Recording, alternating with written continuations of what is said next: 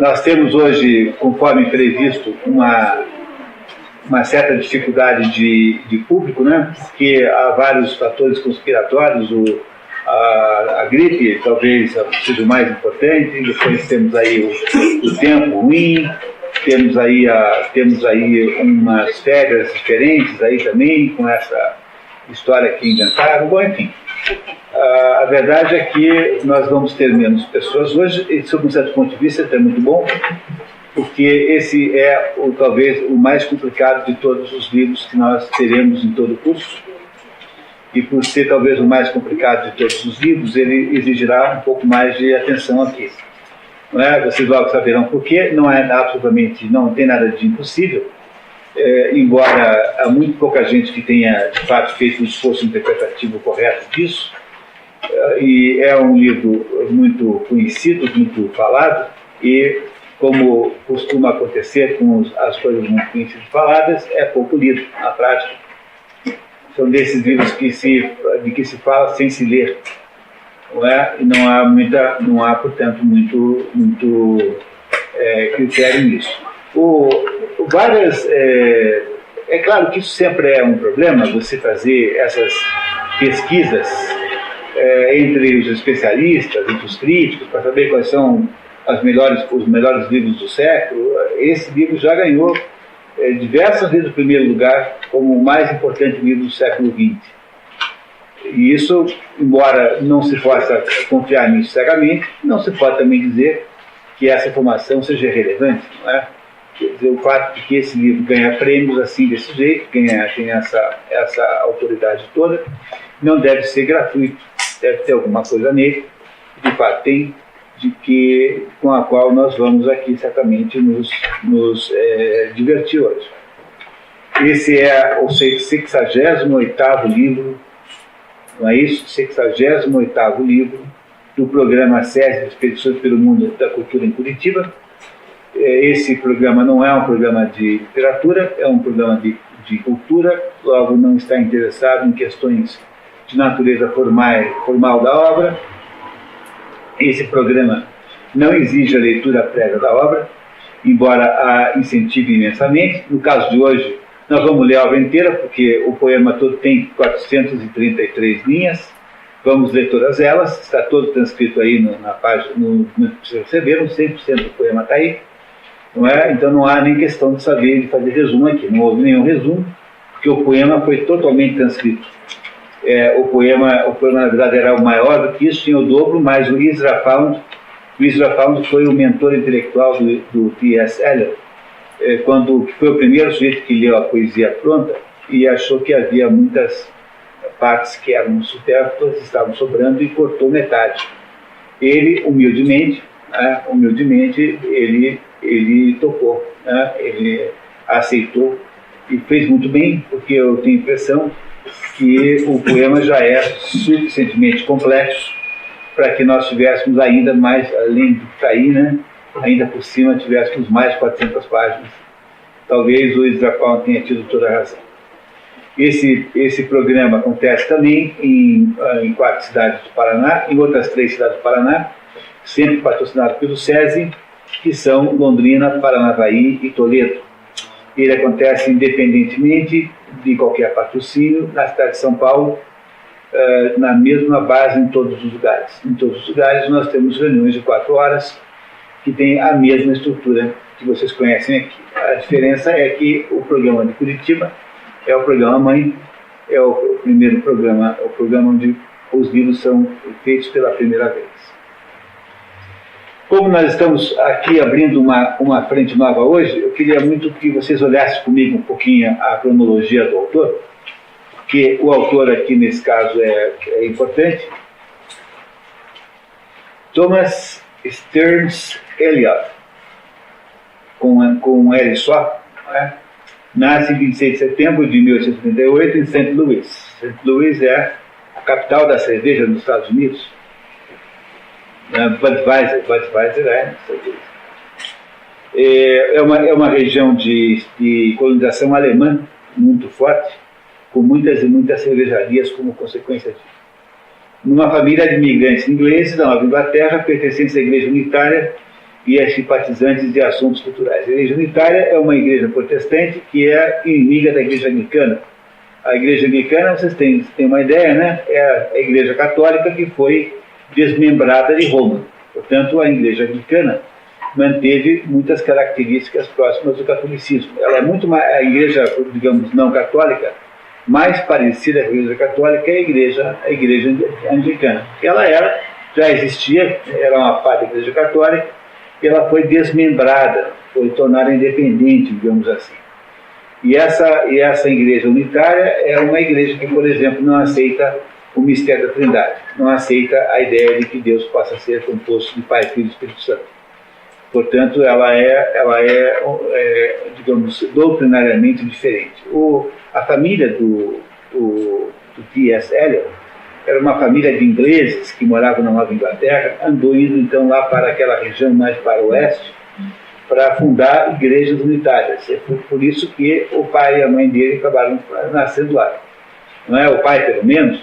E T.S. Eliot nasce, portanto, fora da sua região de nascença da família, e mesmo considerando que a família tinha um prestígio intelectual muito grande. Por exemplo, seu antepassado, Andrew Eliot, poderia ter sido reitor da Universidade de Harvard se não houvesse declinado o convite.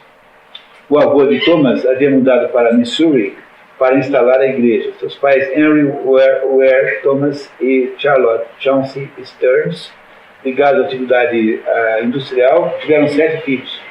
Os dois eram industriais. Ela era de uma família de industriais de Boston e ele era também ligado à indústria, acabou tendo uma empresa lá muito bem sucedida. Thomas é o mais novo de 7. Nascido com hérnia dupla, tornou-se desde cedo alvo dos cuidados de sua família. Mais tarde, seria levado pela cultura irlandesa a missas católicas. Ele, desde o início da sua vida, teve influência católica muito forte, embora ele seja de uma família protestante típica. Não é? Os irlandeses, você sabe, são todos católicos. Não é? A maioria dos irlandeses são católicos. Em 1905, vai a Milton Academy para preparar-se para Harvard. Eu não sei se já contei para vocês isso, mas existe um livro interessantíssimo chamado Preparing for Power, que faz um estudo de que mostra nesse estudo que todos os líderes americanos, os sujeitos que vão para as universidades de elite, todos eles passam por um conjunto, por uma de 200 escolas básicas, escolas secundaristas, que equivaleriam aqui a um ensino médio, e que são escolas internatos, não são escolas como high school, não é como a high school que você vê nos filmes, são escolas que você tem que internar a pessoa lá, e esses jovens passam então por um processo, por um conjunto de um programa educacional padrão Harvard, assim. Isso no nível médio. E aí o sujeito, quando termina esse negócio, vai para Harvard. Harvard aceita, né, vê aquele diploma de conclusão do 2º grau como sendo um diploma de muita valia.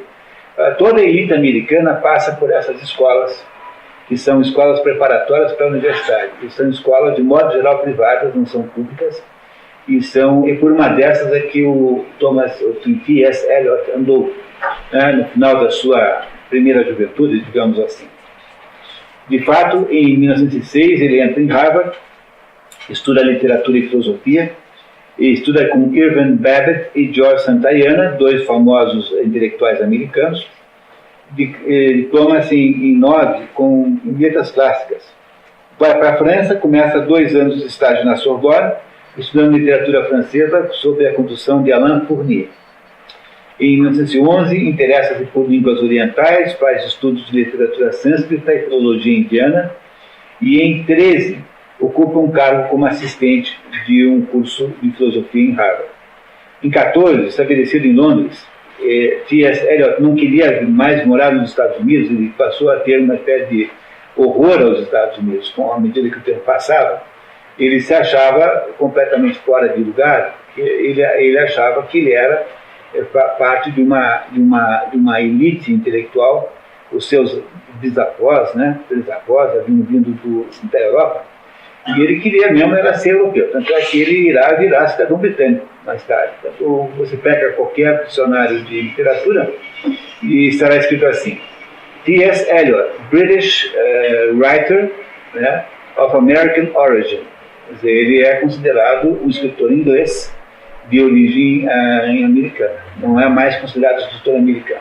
E o Ezra Pound tem a mesma trajetória. Não sei se vocês sabiam isso, mas o Ezra Pound, que foi o seu tutor, também é um americano que se europeiza muito rapidamente, de alguma maneira renega o país de nascença e vai ser europeu.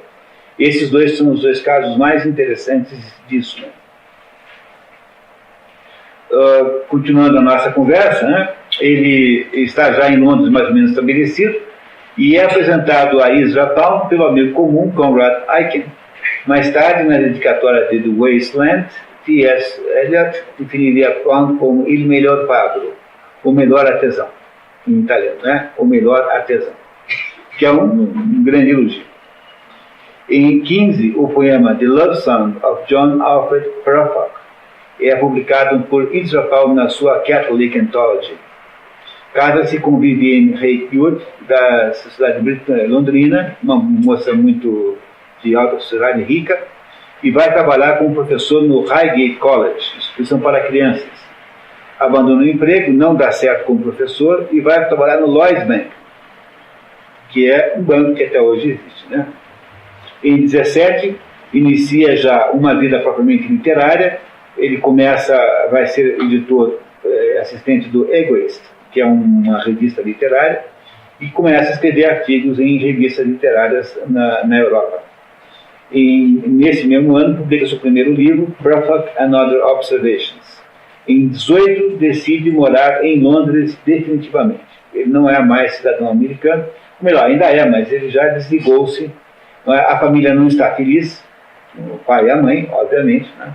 Mas ele resolve morar em Londres. Em 20, publica The Sacred Wood, primeira coletânea da crítica literária, publica poemas. Em 22, funda a revista The Criterion, uma revista importantíssima e muito influente que durará até 39, até as vésperas da Segunda Guerra Mundial. Publica nessa revista, no Criterion, em 22, o poema The Wasteland, o que o consagra como grande escritor. A consagração de T.S. Eliot vem em 1922, portanto, com o poema The Wasteland. Em 25, publica The Hollow Man, que é muito parecido com The Wasteland, na mesma, digamos, linha. Em 27, obtém cidadania britânica e proclama-se um anglo-católico em religião, um classicista em literatura e um monarquista em política. E essas três coisas passarão a ser, digamos, os três valores fundamentais da vida de T.S. Eliot. E no ano seguinte, deixa o banco, onde trabalhou, se não me engano, 8 anos, só fazer a conta, e passa a ser o diretor da editora Faber & Faber. Aliás, a cópia de Wasteland em inglês que eu uso é publicada pela Faber & Faber.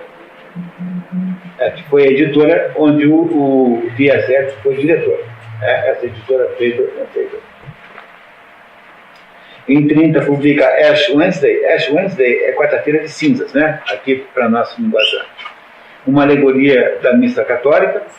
Em 32, desculpe, antes disso, eu esqueci de dizer que ele adere à Igreja Anglicana, repudia, portanto, a Igreja Unitária, onde ele nasceu, e passa a ser anglicano. Ele não tem coragem de dar o passo final e ser católico. Agora, é interessante que hoje eu andei fazendo, pena que eu não trouxe uma lista dessas conversões, e são tão interessantes, 80% delas são para o catolicismo. Quase não tem conversão para o protestantismo, que é engraçado, né? O Mortimer Meraglia era ateu, virou católico. O C.S. Lewis era ateu. Quem? Judeu. Mas ele era judeu não praticante. Era um judeu que havia repudiado o judaísmo. E o C.S. Lewis, esse das canções de Nárnia, Crônicas de Nárnia, era ateu e foi convencido pelo Tolkien a virar cristão. Aí acabou virando anglicano. O Tolkien era anglicano e virou católico. Quem mais? Quem? O Eric Ferlin. Acho que o Eric Ferlin sempre foi católico. Você não tem a impressão que é austríaco? Não, Eric Ferlin era alemão, né? Não sei, não tenho certeza. O Otto Maria Carpo era judeu de origem, protestante na Alemanha e virou na Áustria, né, e virou católico, o Arthur Marek Acco. Quase todas as conversões são para o catolicismo. Que interessante, né? Parece que o catolicismo tem uma mística. O Mortimer Adler explica, perguntaram assim para ele, mas por que você escolheu logo o catolicismo? Porque nenhuma outra religião, nenhuma outra vertente cristã tem a quantidade de mistérios insondáveis e fascinantes como tem o catolicismo. Há, portanto, uma atratividade maior de conversão dentro do catolicismo. Veja, o próprio T.S. Eliot, embora não tenha transformado em católico, e a maior conversão de todas, a mais espetacular de todas, é a daquele cardeal Newman, do John Newman, que era um cardeal protestante importantíssimo, potentíssimo, da Igreja Anglicana. A Igreja Anglicana sempre leva em consideração que não é bem uma igreja protestante. Ela não funciona como uma igreja calvinista, não é isso? Quem era calvinista, por exemplo, era esse filósofo americano interessantíssimo, vocês conhecem, chama-se Peter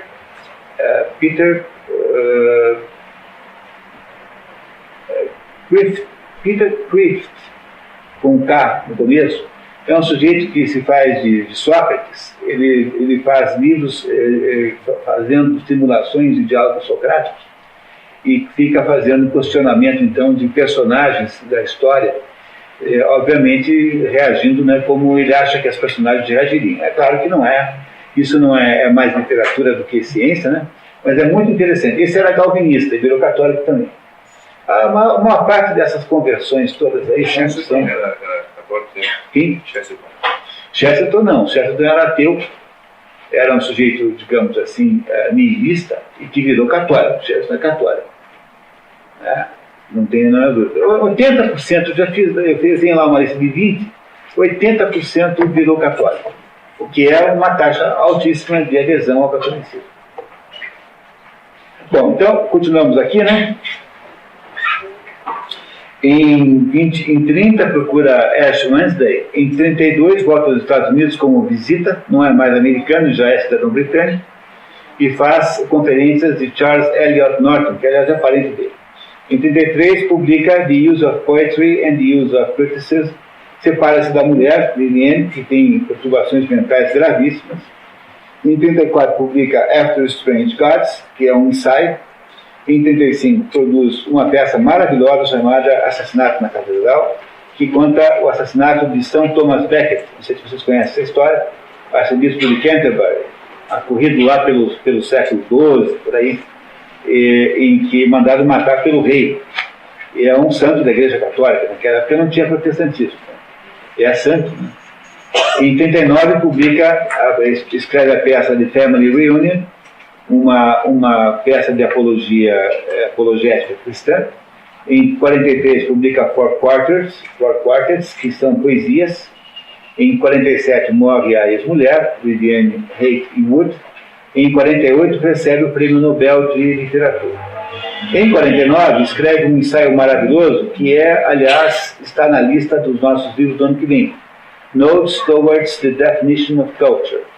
É um ensaio para estudar o que é cultura. Eu vou até antecipar vocês um pedacinho. A ideia central do ensaio de T.S. Eliot é que toda cultura, seja qual for ela, independentemente da época, da história, do momento que for, tem matriz religiosa. São as religiões que formam as culturas. Essa é a tese central do livro. Claro que o livro é muito mais complexo que isso. Nós vamos nos divertir muito ano que vem com ele. Daqui a uns 2 meses, mais ou menos, você recebe, então, a lista do 5º ano do programa. A lista do 5º ano, com os últimos 22 livros da série de 100. E entre eles está esse livro do T.S. Eliot. Em 50 escreve Cocktail Party, que também é uma peça. Em 55 escreve The Confidential Clerk, que também é uma peça. Em 57, já com uma idade muito boa, casa-se com Valerie Fletcher, sua secretária, na Faber. Em 62 são publicados uma única edição todas as peças. Em 63 é publicado Collected Poems e morre em Londres no dia 4 de janeiro de 65. Essa é a trajetória de T.S. Eliot. T.S. Eliot portanto, foi um dos mais importantes intelectuais da humanidade no século XX. Ele tem uma obra tripartida em 3 grandes áreas. Ele tem a obra poética, de que a maior exemplar é o livro chamado Terra Arrasada, que nós vamos ver hoje. Ele tem uma obra de crítica literária importante. Vocês encontram aqui aí alguma coisa publicada no Brasil, mas quase é muito pouquinho. É mais fácil ler em inglês. E você tem uma obra teatral muito importante, sendo que na obra teatral a obra mais importante é The Murder in the Cathedral, né? Assassinato na Catedral, que é a história de Thomas Becket, Sir Thomas, Saint Thomas Becket, hoje. É um homem polemíssimo, um homem que esteve sob uma enorme polêmica, porque, afinal, quem escreve um poema como esse que ele escreveu, que nós vamos ver hoje, não pode deixar de ser um sujeito polêmico. É um sujeito que teve uma postura conservadora na vida, o que é muito pouco comum. Há um certo contraste entre alguém que revolucionou a linguagem poética e que, ao mesmo tempo, era conservador em relação aos valores cristãos, etc, etc, etc.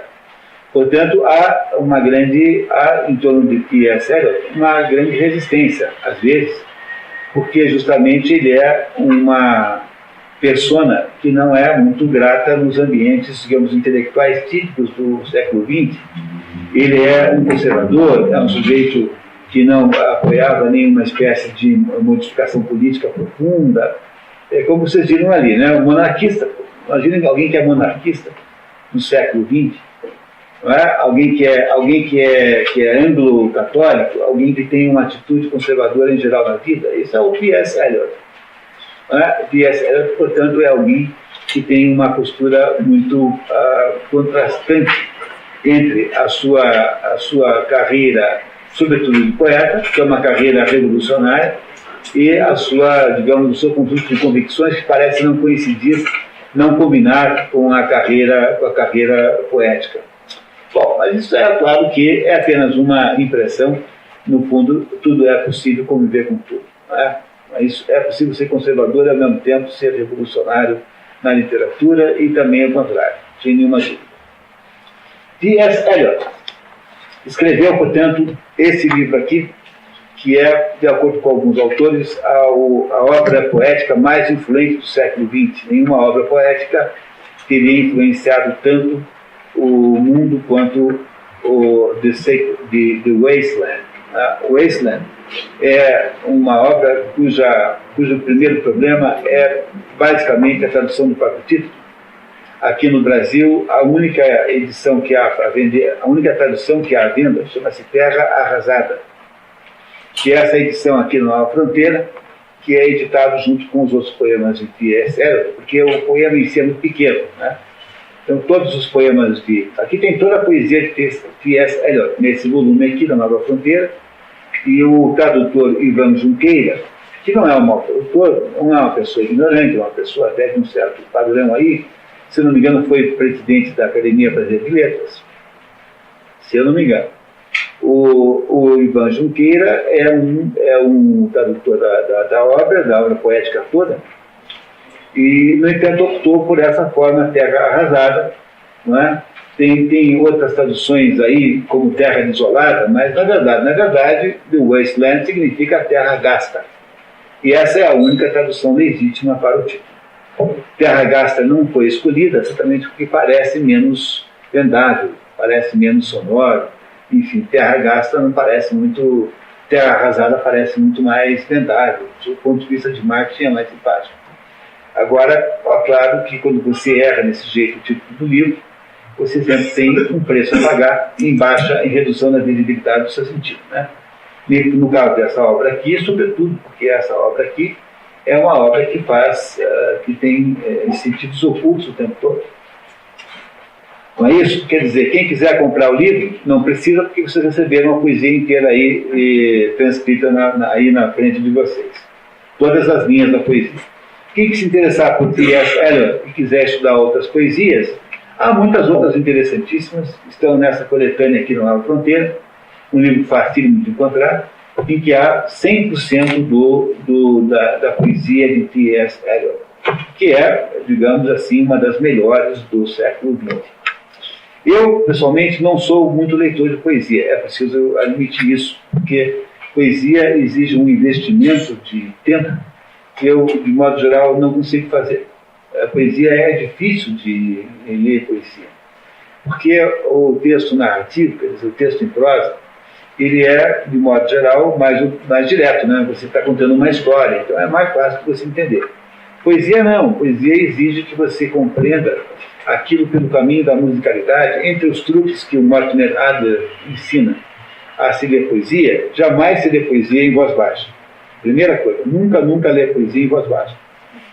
Poesia lê-se em voz alta.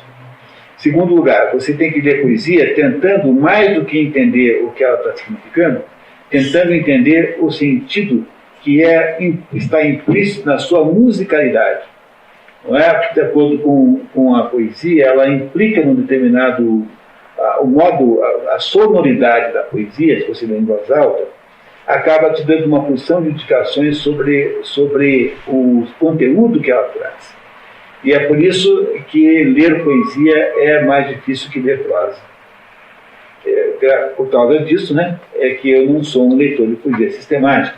Essa poesia aqui tem pouca música. Ela é feita com versos livres, quer dizer, ela é feita sem rima, que é, por outro lado, uma invenção do século XX, né? Ninguém no mundo antigo faria uma coisa dessa. No mundo antigo, todo o teatro era rimado, não é? O verso livre é uma modernidade. E a ele é preciso dizer que vale a mesma regra que Picasso estabelecia para os sujeitos que eram metidos a fazer arte abstrata. Então Picasso dizia assim: olha, você quer a regra fundamental em pintura é assim: só o mestre pode quebrar a forma. Se você sabe fazer desenhos, você desenha bem, então você pode fazer uma mulher com um olho maior que o outro, se você quiser. Mas primeiro tem que saber fazer a mulher com os dois olhos iguais. Então é preciso compreender isso. A Ilani que está ali desenha muito bem. Ela tem uma capacidade acadêmica ótima, tem um domínio de desenho técnico ótimo, então ela pode fazer a distorção que ela quiser, porque ela domina, o mestre pode quebrar a forma. Agora, o problema é o sujeito que não sabe desenhar e fica se metendo a fazer troços malucos porque não tem nenhum jeito de fazer outra coisa. Esses são, digamos assim, pessoas que merecem menor consideração. A mesma coisa com poesia. E se você sabe remar anão com caminhão, tá, então muito bem. Então, se você consegue remar anão com caminhão, então é possível, a partir daí, né, você fazer versos livres, versos brancos. O que não pode é você se meter a poeta sem ter nenhuma noção de musicalidade poética. Portanto, vale sempre essa regra, pessoal. A regra de ouro, hein? Só o mestre pode quebrar a forma, os outros não podem. Não é? Picasso fazia desenhos distorcidos, fazia. Mas Picasso era um desenhista absolutamente maravilhoso. Quando Picasso queria fazer os desenhos mais bonitos que você possa imaginar. Aí pode fazer lá um negócio todo, aí tem direito. Isso é uma regra importante nisso. Bom, Terra Desolada. O nome está errado, mas nós mantivemos esse título, porque esse é o título da tradução que existe. Esta que está transcrita aqui no documento que vocês receberam. Tá? Eu vou pedir para a Clarinha ler, então. Filha, por favor. Publicado na revista The Criterion em 1922, mesmo ano do Ulisses de James Joyce e da Semana de Arte Moderna em São Paulo, The Wasteland foi considerado um dos melhores poemas do século XX. Mal traduzido no Brasil como A Terra Desolada ou Terra Arrasada, às expensas da melhor opção Terra Gasta, mais adequada ao espírito da obra, o poema com 433 versos livres tinha inicialmente o dobro desse tamanho, mas Ezra Pound riscou várias linhas com lápis vermelho. É de difícil leitura, que apresenta em verso o mesmo fluxo de consciência que James Joyce, Virginia Woolf e Herman Brock apresentam em prosa, onde a compreensão é mais fácil. O primeiro problema do poema é esse, né? Porque nesse momento aí, no início do século XX, a literatura está se internalizando muito, e isso é um fenômeno que não acontece só na literatura, acontece em todas as artes, e a internalização da literatura significa que os conteúdos, digamos, psíquicos, subconscientes, inconscientes, como quer que você queira chamar, tanto faz, são mais importantes do que nunca.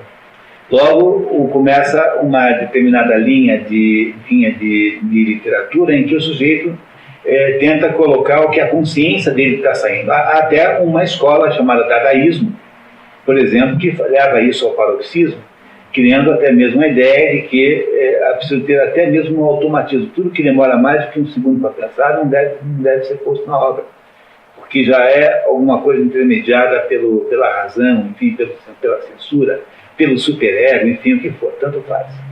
Não é?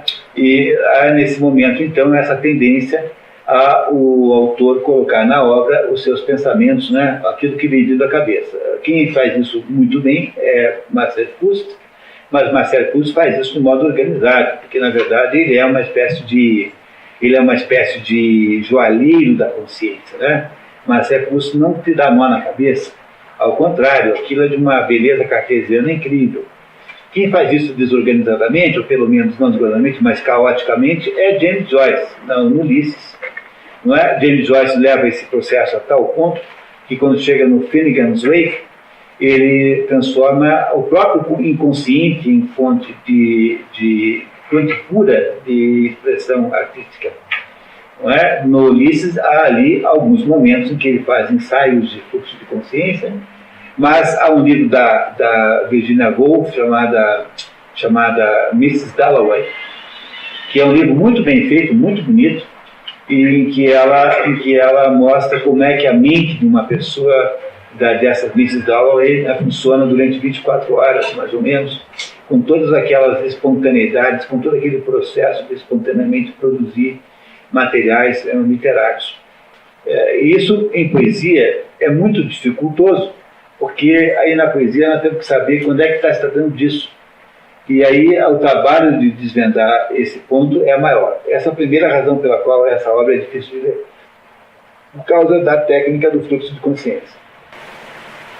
A obra também é plena de referências, sobretudo ao mito do Graal e a obra The Golden Bowl, de Fraser, segundo o próprio autor. É preciso dizer alguma coisa sobre essas duas coisas aí. O Graal todo mundo conhece mais ou menos, até mesmo folcloricamente.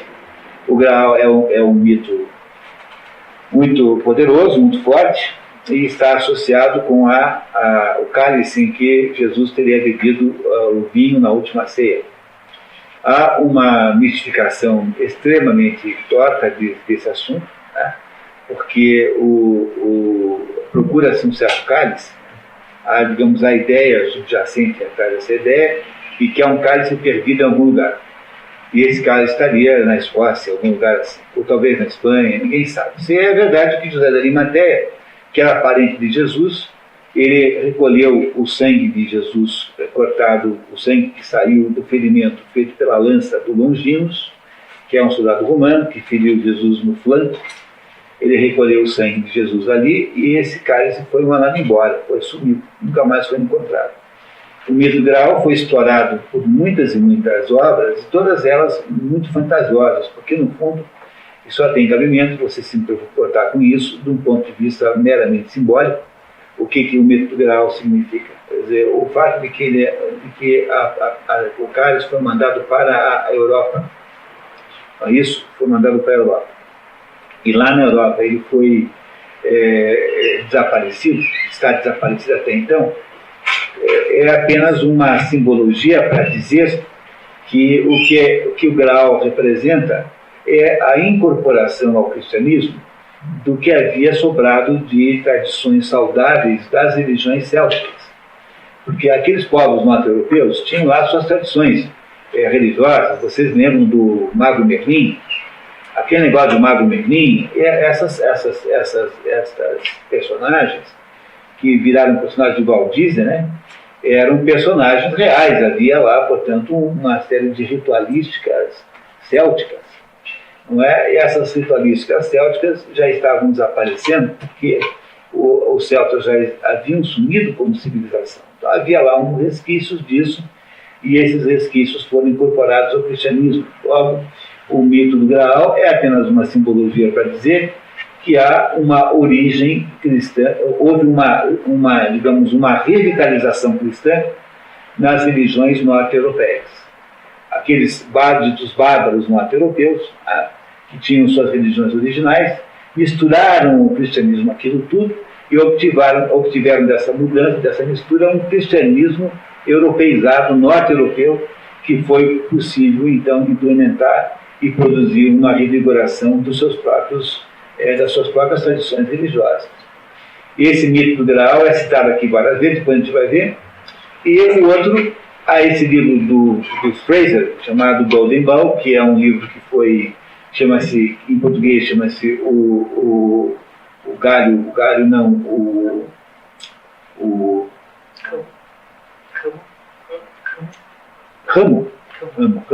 isso mesmo, o Ramo de Ouro. E esse é um livro que fez muito sucesso, fez um grande furor, é um livro que tem mais de 100 anos, e esse livro aí me parece que acabou fracassando por várias razões, algumas boas, outras ruins, e a razão principal do fracasso é que ele não deixa de ter uma abordagem evolucionista, materialista ao assunto. Ele acha que o mundo começa com gente maluca, que fica lidando com o mágico, e que depois vai se tornando cada vez mais racional, até o ponto em que vira todo mundo cientista do ITA. E que o cientista do ITA é que é o homem moderno, genial, tal, é ele que merece a consideração e que os outros não valem nada. É uma maneira de despreciar esse mundo mágico, que às vezes parece ser muito mais importante que o mundo científico. Portanto, esse é o problema. E há quem diga que o T.S. Eliot fez essa referência a esse livro de modo irônico. Agora a gente não pode saber, porque o homem é impenetrável, é um desses ingleses extremamente introvertidos. A gente nunca sabe exatamente quando ele está sendo irônico e quando não está. Não é como o Chesterton. O Chesterton a gente sempre sabe quando faz ironia, que é o tempo todo. Não é isso, né? Que é 100% do tempo. Mas um sujeito como Aldous Huxley, por exemplo, é difícil de perceber. A gente não sabe qual é o grau de ironia que ele é capaz de fazer. E esse aqui também, vocês verão que há alguns momentos que a gente não sabe muito bem como é que ele está lidando com algum assunto. Mas o segundo problema de leitura desse livro é que ele é entremeado de referências a outros livros. E se você não tem nenhuma ideia do que são os outros livros, é muito difícil de ler, porque você vai perdendo a materialidade da situação. É um livro, portanto, que às vezes parece que foi escrito para outros poetas com o mesmo grau de erudição do que ele. É um poema erudito. Isso torna um livro um pouco inacessível para um leitor comum, médico, digamos assim. Continuamos. A conjugação de memórias, referências em profusão, simbologia disseminada, torna então a Islândia uma obra hermética, que cobrará seu preço para a simplicidade. Mas nós vamos aqui conseguir fazer alguns striptease aqui da obra hoje. Otto Maria Carpona, sua História da Literatura Ocidental, define o poema: sátira, apocalipse, balada metafísica. É o poema mais assombroso da literatura moderna. Olha, o Otto Maria Carpona não sabe se é sátira ou se é poema metafísico. Ou seja, às vezes é difícil de você entender mesmo, né? Qual é o sentido geral da obra. Acrescenta que ele é o poeta hermético da maior maestria técnica do verso, que, detestando o conceito romântico da poesia como efusão emocional, restaurou a poesia em nosso tempo, salvando-a da fama de arte de boêmios, lunáticos e adolescentes meio lunáticos. A poesia que o sujeito vem vender para você no bar perguntando: você gosta de poesia? Aquela poesia do sujeito assim meio lunático, que é poeta, e que vive de vender fotocópia das suas poesias, essa poesia que o T.S. Eliot combate. Não que ele tenha alguma coisa pessoal contra isso, mas ele faz uma poesia extremamente adulta e profunda, que não cabe num esquema emocional e emotivo, né? Digamos assim. Se a poesia desses jovens românticos é uma poesia liderada pela alma sensitiva, olhando para o esquema aristotélico, a poesia do T.S. Eliot é uma poesia liderada pela alma racional. Essa é a diferença. É uma poesia do Spoldaios, uma poesia do homem adulto, do homem maduro, né? Spoldaios em grego significa homem maduro. De acordo com os gregos, o objetivo final da vida de um ser humano é ser maduro. Quer dizer, devia ser essa a expectativa que se tem depois de uma certa quantidade de anos, que não é bom não exceder 70 e poucos, tal, né? É isso, né? Depois de 70 anos, você devia ter um sujeito maduro, né? Um sujeito maduro, uma pessoa madura para Aristóteles, é Spoldaios. Luiz Paul Dias é aquela pessoa que tem a capacidade do bios teoréticos. O que é bios teoréticos? Bios teoréticos é a vida contemplativa. É a vida capaz de olhar para as coisas e fazer conjecturas racionais sobre elas. Agora, é claro que a poesia sempre terá uma intermediação da vida emocional, da vida sensitiva. Um poema não poderá ser 100% cerebral nunca. Mas é isso que ele está dizendo aqui. Quer dizer, um poeta de 20 anos, tuberculoso, está fazendo poesias para falar do desastre da vida. Tal. E não é isso, não é assim que faz da sua vida, né? Não é assim que tem a sua vida. Ele lida metafisicamente com as coisas. Vocês verão em seguida. Paulo Mendes Campos, por sua vez, vem do Wasteland, um poema feito quase que exclusivamente para poetas, e certamente o poema de maior repercussão intelectual moderna de todo o mundo. T.S. Eliot, quando obtém cidadania britânica em 1927, proclama-se um órgão católico de religião, um classicista em literatura e um monarquista político. Dividido em 5 sessões, o poema original está reproduzido lado a lado com a única tradução comercial brasileira, de Ivan Junqueira. Aos textos foram adicionadas 69 notas, que, quando do próprio Eliot, são indicadas com ele. Em epígrafe, além do agradecimento a Ezra Pound, a transcrição de um trecho do Satírico, de Petróleo. Pois com seus próprios olhos vinham como a Sibila, suspensa dentro de um povo, e quando as crianças lhe diziam: "A Sibila, o que queres?", ela respondia: "Quero morrer". É preciso explicar isso aqui, né? Sibila é uma profetisa, é uma sacerdotisa do templo de Apolo, na versão romana do assunto. E essa Sibila chegou para Apolo e pediu a Apolo que lhe desse uma vida tão longa quanto são as areias do chão. E Apolo consentiu. Deu-lhe uma vida tão longa quanto são as areias do chão, mas ela esqueceu de pedir juventude permanente. Esse que é o problema da Sibila, porque como a Sibila não pode ser jovem a vida inteira, ela vai envelhecendo ficando cada vez pior. Então imagine que ela conseguiu com isso uma velhice interminável. Como ela já está num grau de velhice tão alto, tão grande, que não consegue mais se movimentar, não consegue mais ter autonomia nenhuma, o que acontece com ela? Ela fica presa dentro de uma ampola aqui, compreendam que é uma caixa de vidro, né? Uma ampola aqui no sentido de ser um suporte de vidro, e ela ali dentro, ao ser perguntado o que era a vida, diz apenas: "Eu quero morrer". Essa epígrafe é muito importante. Quando alguém escolhe uma epígrafe para um livro, está escolhendo uma frase, uma ideia que é de alguma maneira o resumo da obra, que funciona como uma unificação da obra. Se o nosso autor escolheu essa frase, é porque essa frase tem a ver com o sentido geral da obra. Ora, qual é o sentido geral da obra? Alguma coisa, tanto quanto essa Sibila, está tão envelhecida que talvez fosse melhor mesmo que ela morresse. Alguma coisa está à morte. Esse é o sentido geral. Como vocês conhecem o título da obra, The Wasteland, ou A Terra Gasta, vocês devem estar imaginando, portanto, que essa obra fala da decadência de alguma coisa que piorou, de alguma coisa que diminuiu, alguma coisa que está no final da sua vida, alguma coisa que se esgotou. É isso? Podemos começar, pessoal? Então, vamos lá? Vocês têm na coluna da esquerda o original em inglês, desta edição aqui da Faber & Faber. Vocês têm no meio a tradução do Ivan Junqueira, e do lado direito vocês têm notas explicativas. Essas notas explicativas, às vezes, são do próprio T.S. Eliot, então estão indicadas com a letra E entre parênteses, e quando não são do T.S. Eliot, são de outras fontes, ou minhas, ou de outras fontes que eu devo ter, com as quais eu topei ao longo do processo de preparação da obra. Tá certo?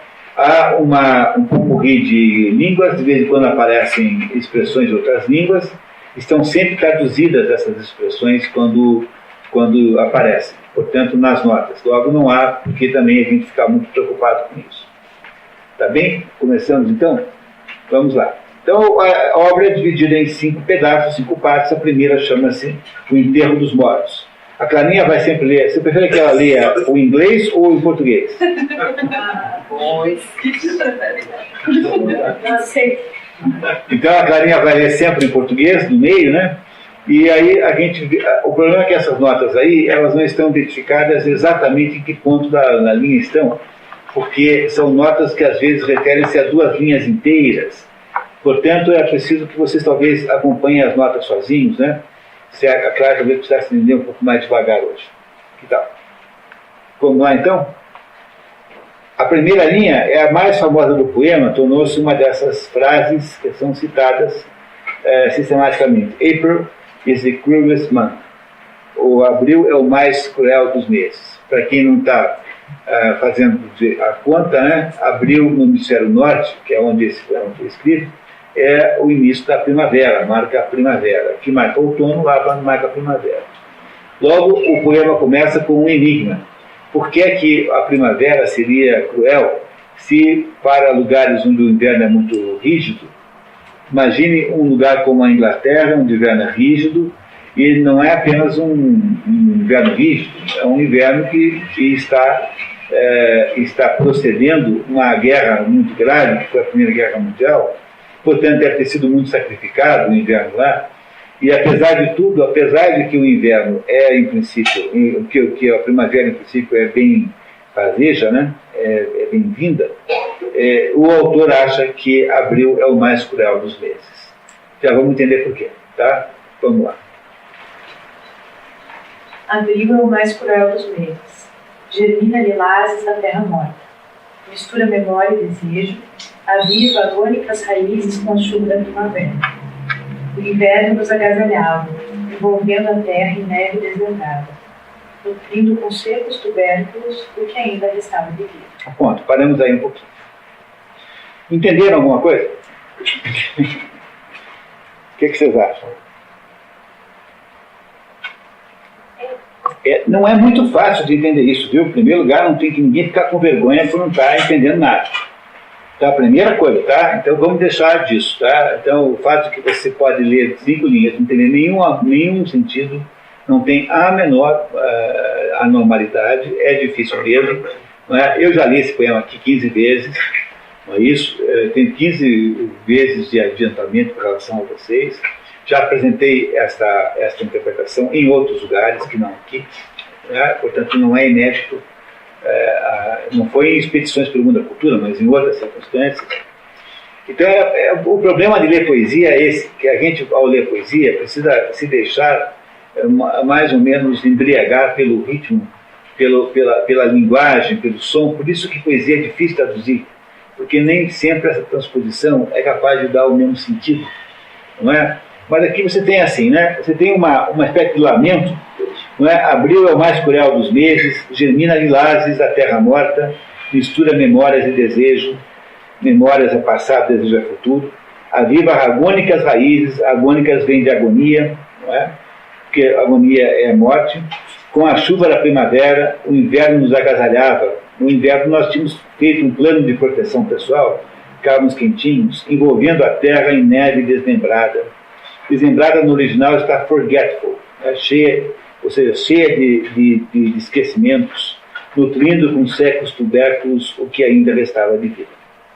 Reparem que o sentido geral, se você for pensar apenas no sentido aparente da obra, desse trechinho aqui, é um sentido que quer dizer para você mais ou menos assim: olha, essa primavera é uma primavera triste por alguma razão. Ela não é uma primavera feliz por alguma razão. No inverno, nós tínhamos alguma coisa que nos restava. Porque poesia não dá para você compreender a não ser pelo sentido conjunto da melodia, é a melodia da poesia que fala o que ela é uma coisa de música. Os gregos diziam que poesia é música. Poesia é música. Música e poesia é a mesma coisa, não é? Portanto, aqui é uma espécie de lamento original. Essa primeira partezinha, e o texto todo é subdividido em pedaços menores. Eu vou indicando para você quais são os pedaços. Esse primeiro pedacinho aqui é uma espécie de lamento. É uma primavera que chega, mas é uma primavera que não chega com a mesma perspectiva de fertilidade e de vida que as primaveras comuns têm. Aí, como é que fica complicada a leitura? Porque agora vai acontecer o quê? Agora o autor pega E, em vez de continuar esse pensamento, o que ele faz? Ele enfia aqui na obra uma reminiscência, uma lembrança que não é sua, mas é de alguém que é do sexo feminino, que se chama provavelmente Maria, não é? E que irá aí ocupar os próximos 12 versos. Preparem quando é Clara ler agora, que agora há uma interrupção na história. Isso é técnica de revolucionária de poesia de Hesselhoff. E essa interrupção agora é um comentário, é uma lembrança que veio de alguma parte do passado, obviamente, né? Então reparem só, por favor.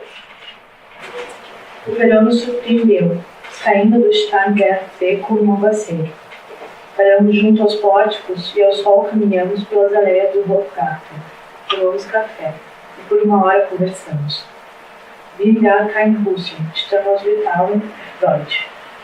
Quando éramos crianças, na casa do arquiduque, meu primo, ele convidou-me a passear por Trenó. E eu tive medo. Disse-me ele, Maria, agarra-te firme. Encosta embaixo de 3 anos. Nas montanhas, lá, onde vive descemos.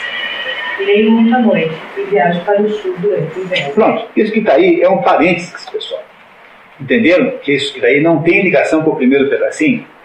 O primeiro pedacinho está fazendo um lamento, lamentando que tenha chegado a primavera. Aquela primavera não é uma primavera bem-vinda como devia ser. Aí o que acontece? Dentro dessa técnica de stream of consciousness, né,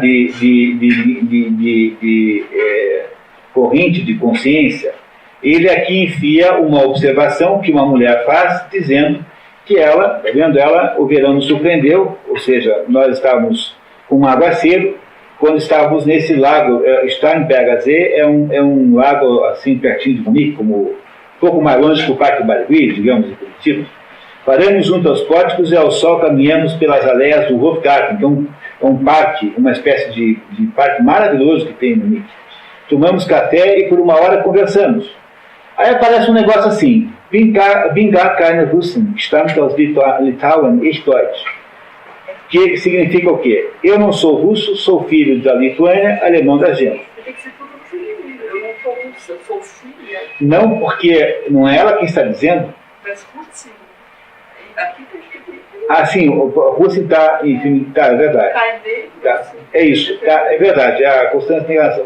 Tá, não sou russa, sou filha da Lituânia, alemã da gema. Veja, acontece que a Lituânia é muito mais russa do que a alemã. Não é? Portanto, aí há uma espécie de contradição que não se explica de modo nenhum, a não ser pelo fato de que você está com alguém. Há uma recuperação de ideias e de expressões, de palavras que você viu, ouviu, falou. Imagine uma situação meio de sonho e meio de acordado, em que você está fazendo uma espécie de fluxo de consciência, aparecem coisas que são mais ou menos desestruturadas assim. É isso que tem aqui dentro, tá? É isso. Daí essa pessoa que está falando, que é a Maria, diz assim: quando éramos crianças, na casa do arquiduque, meu primo, ele convidou-me a passear de trenó. Eu tive medo, disse-me, Maria, agarra-te firme. Encosta abaixo deslizante, nas montanhas lá onde livre te sentes. Leio muita noite e viajo para o sul durante o inverno. Isso que está aqui é uma cunha de lembrança que alguém faz, essa Maria. O que nós sabemos sobre ela? Não muito. Sabemos que ela é alemã, sabemos que ela nasceu na Lituânia, embora seja alemã, sabemos que ela parece ser uma pessoa de natureza aristocrática. Há aqui uma certa sugestão de que ela tem uma natureza aristocrática. Isso funcionou como com relação à primeira parte? Não funcionou exatamente junto. É uma mistura de coisas que se entremeiam. Na verdade, se vocês perceberem bem, esse poema é todo construído fazendo flechas do passado e do presente. Passado com presente, passado com presente. Esse é o sentido simbólico dessas reminiscências. É poder comparar o passado com o presente, passado com o presente. Ou seja, é uma poesia que existe nesse contra-choque de dois momentos. O momento que o autor está vivendo, o narrador, que é um momento ruim, tanto é que ele não espera da primavera nada, e ao mesmo tempo que ele tem, com relação ao passado, seja ele ou seja as pessoas a quem ele se refere, têm memórias boas. Ok? Muito bem. Vamos continuar. Estamos conseguindo entender isso? Vamos lá. Que raízes são essas que se arraigam, que ramos se esgalham nessa imundície pedregosa? Filho do homem, não podes dizer, ou sequer estimas, porque apenas conheces um feixe de imagens fraturadas, batidas pelo sol, e as árvores mortas já não mais te abrigam, nem te consola o canto dos grilos, e nenhum rumor de água latejar na pedra seca. Apenas uma sombra medra sobre esta rocha escarlate. Chega até a sombra desta rocha escarlate, e vou mostrar-te algo distinto de tua sombra a caminhar atrás de ti quando amanhece, ou de tua sombra vespertina ao teu encontro se levanta. Vou revelar-te o que é o medo no punhado de pó. Muito bem. Esse pedaço todo aqui que vocês viram, tudo isso tem uma unidade. Tá? Eu sei que não parece, mas tem. Tá? Quer dizer, esse pedação todo é o terceiro bloco de compreensão do poema que nós temos aqui. Que raízes são essas que se arraigam, que ramos que se esgalham nessa imundície pedregosa? Filho do homem, não podes dizer ou sequer estimas, porque apenas conheces um feixe de imagens fraturadas, batidas pelo sol, e as árvores mortas já não te abrigam, nem te consola o canto dos livros, e nenhum rumor de água latejar na terra seca. A descrição que ele faz não é uma descrição, mesmo que você não tenha entendido todas as palavras, não é uma descrição de desolação. Não é desolação, não é? Ele está falando com quem? Com aridez, né? Com quem que ele está falando? O truque de entender poesia é você sempre, antes de mais nada, tentar entender o sentido que está implícito naquela descrição. Cada descrição implica num certo sentido emocional, num certo modo de entender que você deve tentar captar em primeiro lugar. O que tudo indica que isso aqui signifique, embora isso é, claro, sempre alvo de polêmica, né? É que agora o nosso narrador retomou aquele início, né, falou de abril, e agora está falando sobre a desolação que se encontra ali, não é isso? E está provavelmente falando com alguém que é provavelmente um soldado que voltou da guerra. Ele está escrevendo esse livro 22, houve a Primeira Guerra Mundial muito próximo daquilo que ele está ali, né? Quando ele fala em rocha escarlate é uma rocha vermelha, queimada, a rocha que fica queimada depois da bomba que a atinge. E vou te mostrar algo distinto de tua sombra caminhar atrás de ti quando amanhece, ou de tua sombra vespertina ao teu encontro se levanta. Vou revelar-te o que é o medo num punhado de pó. Um punhado de pó aqui, certamente você pode interpretar como corpos calcinados. Ou seja, ele está aqui descrevendo a desolação em que se encontra o mundo naquele momento que nós estamos lendo a história. Veja, cuidado, porque isso aqui não é uma alegoria da Primeira Guerra Mundial. Tá? Não esquecer nunca que há uma coisa chamada símbolo e outra coisa chamada alegoria. Uma alegoria é uma referência arbitrária a alguma coisa. Isso aqui não é o T.S. Eliot, que passou a vida inteira negando isso. Não é uma descrição poética da Primeira Guerra Mundial. É alguma coisa que tem mais cabimento, tem mais profundidade do que isso. Está falando de um grau de abrangência muito maior do que apenas uma guerra. Está falando, na verdade, da destruição do próprio ambiente humano, da destruição do próprio mundo. E ele está falando com um soldado, provavelmente. A razão pela qual é um soldado se esclarece nos versos seguintes. Não é? Ela não é tão explícita aqui nesse momento, mas por causa da continuação da conversa, nos versos seguintes, você tem essa nítida impressão que se trata de um soldado com quem ele conversa. A verdade é que aqui há pontos que são absolutamente críticos para entender a história. Pedra seca, fogo, né? Pedra seca, esterilidade. Apenas uma sombra, é uma sombra que está atrás da rocha escarlate. Sombra é uma ideia de morte, não é? E o medo num punhado de pó. Não é isso? Há aqui, portanto, uma espécie de espírito nesses dois parágrafozinhos aqui, que é um espírito associado com a ideia de morte, com a ideia da desolação, com a ideia da destruição, que é a continuação daquela ideia de que em abril é o mais cruel dos meses. Diga, Gabriel. Desculpe, vamos lá. Não podes dizer se quer estimas porque apenas conheces um feixe de imagens fraturadas batidas pelo sol, Não é aquela... do sol, do mundo que é só revelado pelo sol, como daquela... Esqueci da caverna.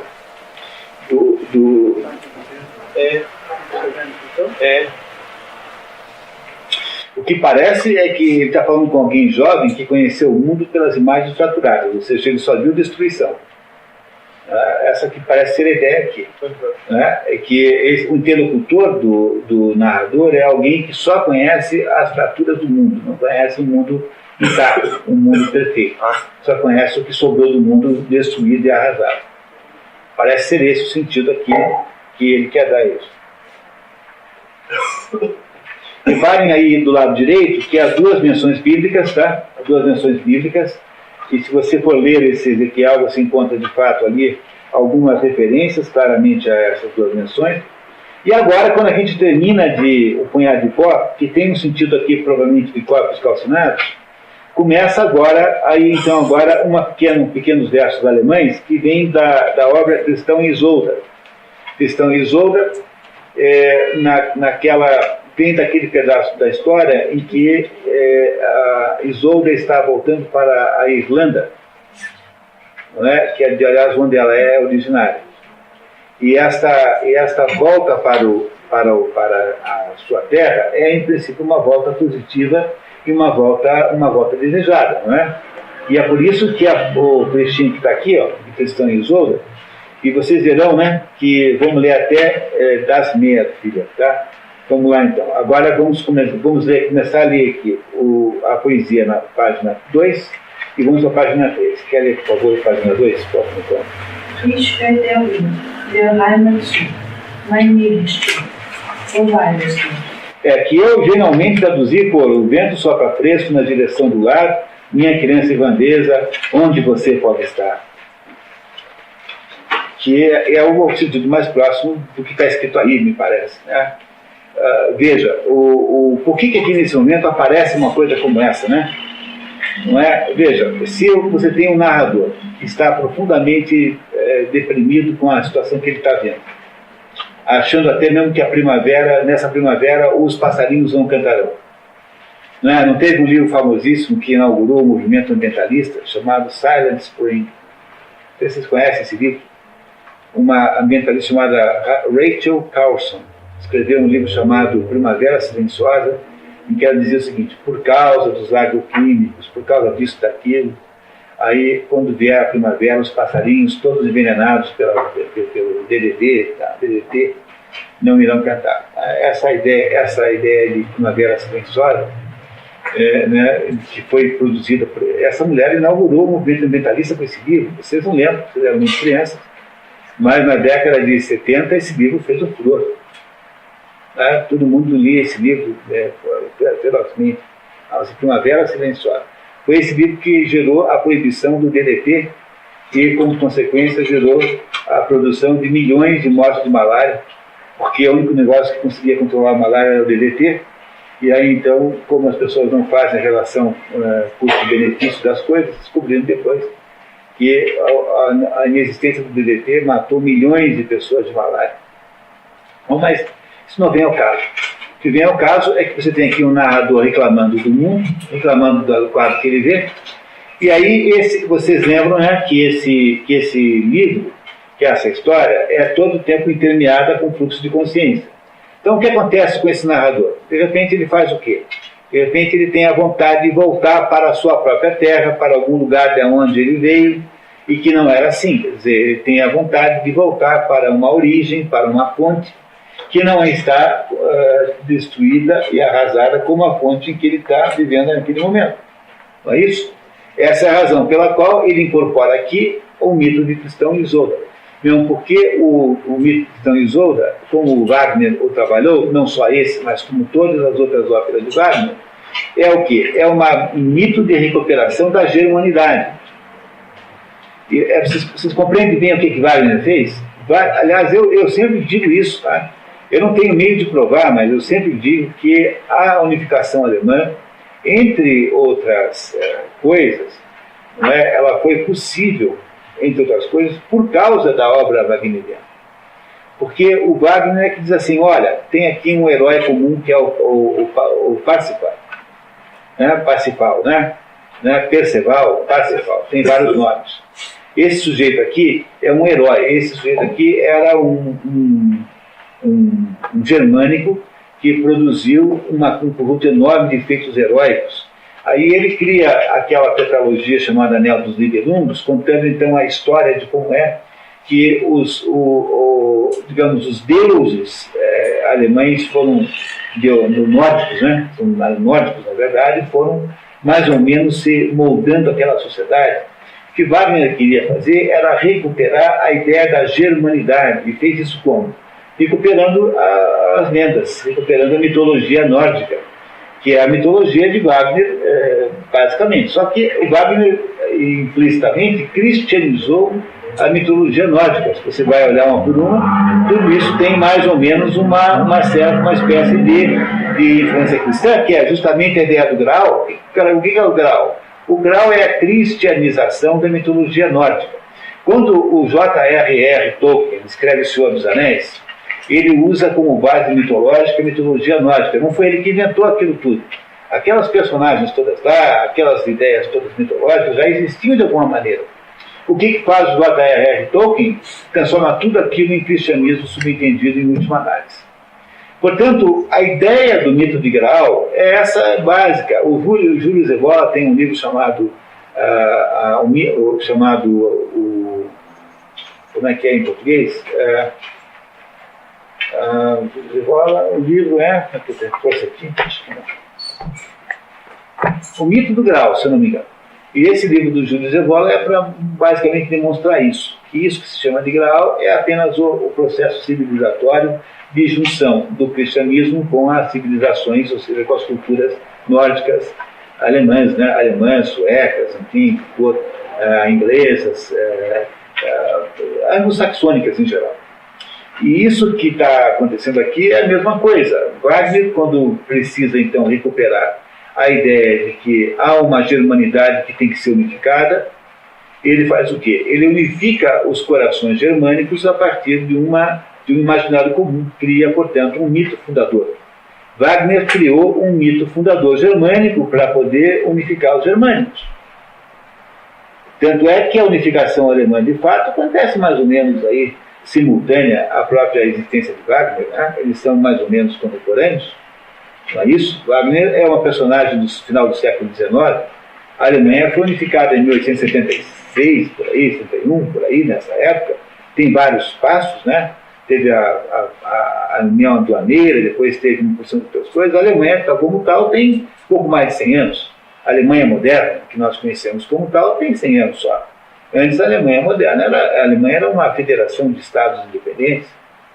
Não é isso? Portanto, o que Wagner faz é recuperar uma certa ideia de origem, e essa recuperação da ideia de origem só é viável se ela não for pagã.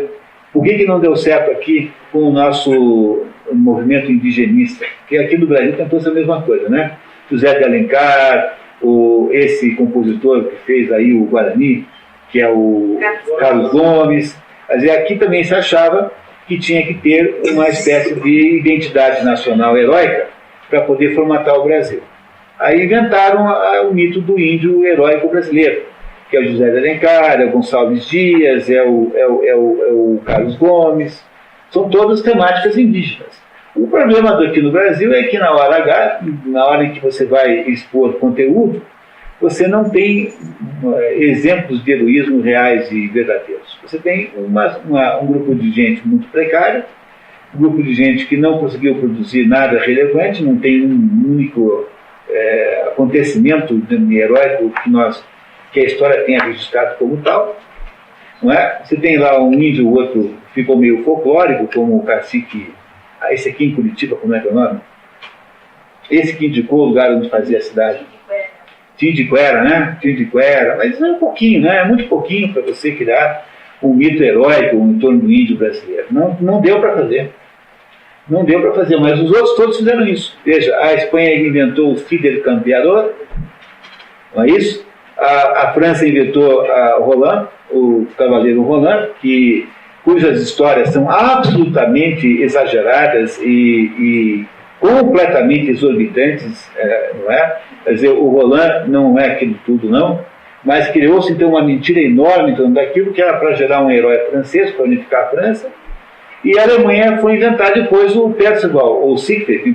O Perceval é um cavaleiro, é lá um sujeito da corte do rei Arthur, mas o Wagner o transforma em herói germânico. Tanto há que há uma ópera de Wagner chamada assim. Era preciso ter um referencial, portanto era preciso criar um mito fundador para que esses países pudessem, essas sociedades pudessem se organizar. E é isso que o autor aqui está fazendo. Ele está procurando, já que as coisas são muito ruins no momento em que ele está narrando, já que aquele mundo está desolado, o que ele quer fazer? Ele quer recuperar as origens, quer voltar e ir lá para trás. É por isso que essa reminiscência aqui, porque é mais uma reminiscência do que outra coisa, é uma reminiscência voltada para, digamos assim, a lembrança de coisas boas do passado, quando havia ainda, de um certo modo, ainda a preservação de alguma coisa que se achava boa, né? E não aquele desastre que ele está vendo ali naquele momento. Vai ficar claro agora na segunda parte dessa citação. O ano faz agora os primeiros Jacintos Silvestres, chamado da menina do Jacinto. Essa que está falando isso é a Maria, provavelmente, né? A Maria. Não é ele, não é o narrador. Tá? Agora entra o narrador. Tá? Na verdade, não entra o narrador, agora entra, na verdade, o ponto de vista do soldado. Quem vai falar agora é o soldado. Tá? E é preciso vocês compreenderem que fazer essa separação é fundamental para entender a história, porque assim como está, junto é tudo meio difícil. Tá? Vamos ver. Mas ao voltarmos tarde do jardim dos jacintos, teus braços cheios de jacinto e teus cabelos úmidos, não pude falar, e meus olhos se nevoaram. Eu não sabia se vivo ou morto estava, e tudo ignorava, perplexo ante o coração da luz, do silêncio, e do mel das mel. Deserto e vazio é o mar. É uma frase, é uma linha de Tristão e Isolda. Não é? Então aqui você tem o quê? Você tem uma saudade do momento em que você tinha a esperança do amor, por exemplo, né? Aqui, essa conversa aqui é justamente uma conversa entre o soldado e uma moça qualquer, não é a Maria, não, tá? É um soldado e uma moça qualquer que a quem ele deu um jacinto de presente. Essas duas pessoas aqui, portanto, estão falando de reminiscências boas.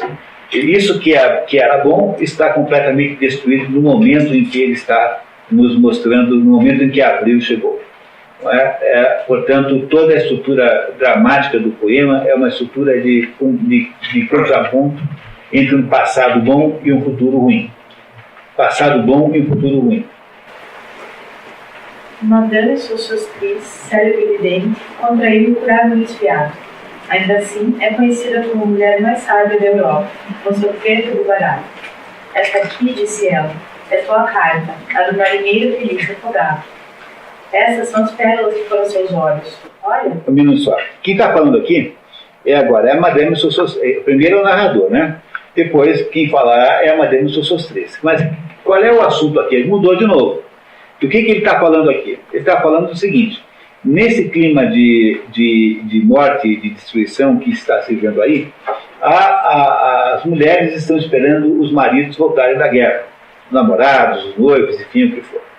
Não é? E essa Madame Sosostris aqui é, portanto, uma vidente que é consultada e que diz para a mulher consulente o que o fim deu o seu marido, o seu namorado, o seu irmão, enfim, o que for. Então, isso, essa expressão aqui, essas são as pérolas que foram seus olhos, isso vem da Tempestade do Shakespeare. Está lá naquela descrição da pretensa morte do filho do rei de Nápoles, não é? que teria morrido, e está lá isso assim desse jeito. Não é? Então veja, a Madame Sosostris está tentando contar para quem está consultando, que provavelmente é uma outra mulher, o que é que se deve esperar daquela situação de volta dos maridos. Então você podia talvez começar ali de novo, filha, para a gente não perder esse gancho. Madame Sosostris, célebre evidente, contraiu incurável resfriado. Ainda assim, é conhecida como a mulher mais sábia da Europa, com seu direito do baralho. Esta aqui, disse ela, é tua carta, a do marinheiro Fenício afogado. Estas são as pérolas que foram seus olhos. Olha, eis aqui Beladona, a Madonna dos rochedos, a senhora das situações. Aqui está o homem dos 3 bastões, e aqui a roda da fortuna, e aqui se vê o mercador Zarolho. E esta carta, que em branco vês, é algo que ele às costas leva, mas que a mim proibiram me ver. Não acho enforcado, receio a morte por água. Vejo multidões que em círculos perambulam. Obrigado. Se encontrares, querido, a senhora Equitone, diz que eu mesma me entrego o horóscopo. Todo cuidado é pouco nesse dia. Aqui é um erro de tradução enorme, né? Repare no original que diz assim: Thank you. If you see dear Mrs. Equitone, se você encontrar a querida Equitone, diga-lhe que eu mando o horóscopo. E o tradutor aqui errou, veio aqui, traduzindo desse jeito, querido, no meio, não tem homem nenhum nessa história, é querida. A tradução certa é: se encontrares a querida senhora Equitone. Entenderam, pessoal? É só olhar no original para ver que foi uma tradução, aqui houve um erro de tradução grosseiro, né? Não é isso? Se encontrares a querida senhora Equitone. Então, olhem como há coisas interessantes nesse trechinho aqui. A vidente, que é essa sossostriz aí, está dizendo para alguém que está tirando tarô. As personagens que saem aí, as cartas que saem, não são do tarô. Por que não são do tarô? Com exceção ali, diz ali, né? Do mercador Zarolho, do homem dos 3 bastões e da roda da fortuna. O resto não é do tarô.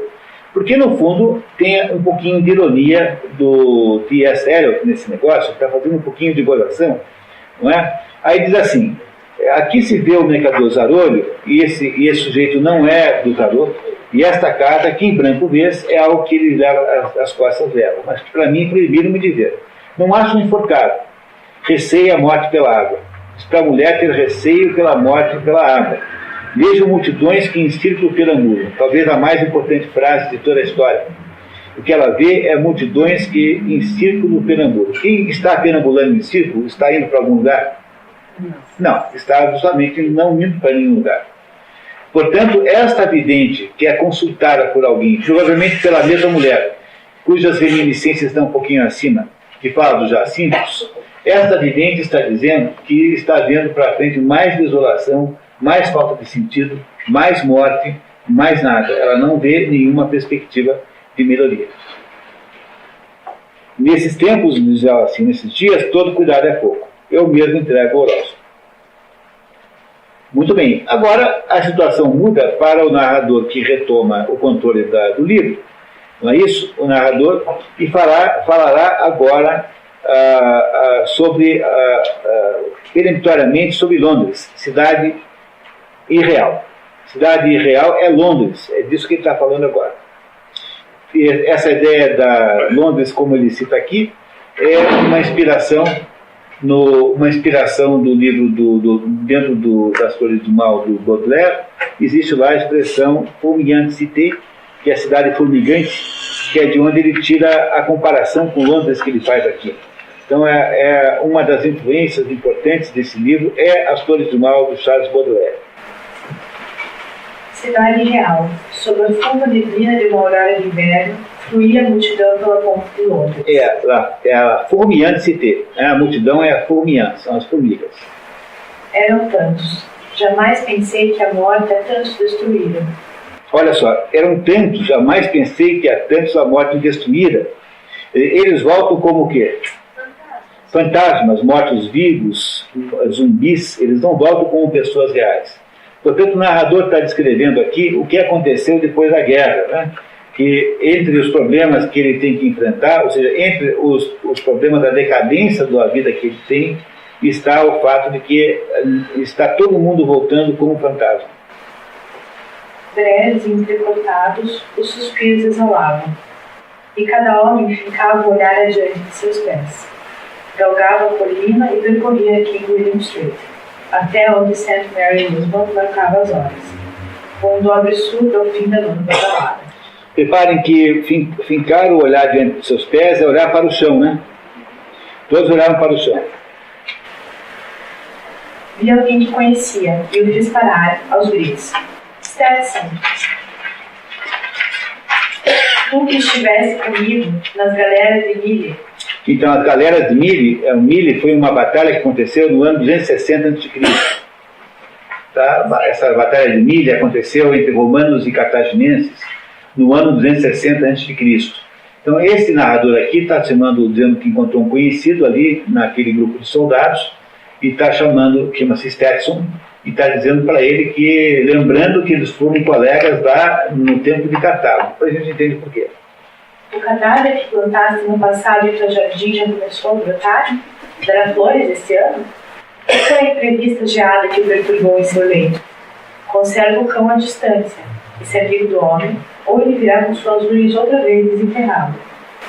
Tu, hypocrite lecteur, mon semblable, mon frère. Na verdade, o tradutor traduziu tu, né? Que traduziu you. Então, aquele tu é tu, na verdade.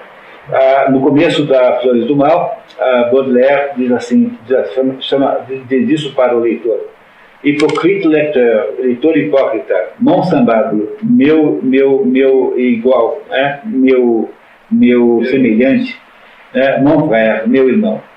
Reparem que o que acontece aí no finalzinho dessa primeira parte, né? O nosso narrador começa dizendo que o mundo que começou abril, mas o abril que devia ser um abril de radiante, de esperança de vida, de fertilização, é ao contrário, um abril que inicia a morte. É um abril que não tem nenhuma esperança. Ele, no entanto, não para de se lembrar de coisas velhas. Ele então coloca na conversa reminiscências suas ou de outras pessoas que falam de momentos bons, anteriores, felizes, a momentos em que havia esperança. Ele, no entanto, não vê nenhuma para o momento em que ele vive naquele momento.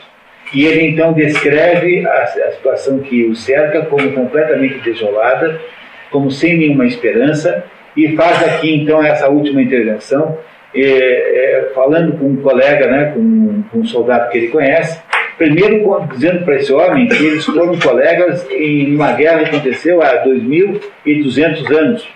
E com isso ele quer dizer que as guerras são todas a mesma coisa. Que no fundo é tudo a mesma coisa, porque no fundo, o soldado é apenas um corpo que você planta no jardim. Aí é apenas mais um adubo com o qual você renova a cobertura vegetal. Por isso é que ele não sabe se aquele corpo já havia germinado ou não no ano anterior. Parece pessimista, otimista o clima dessa história? Parece pessimista, né?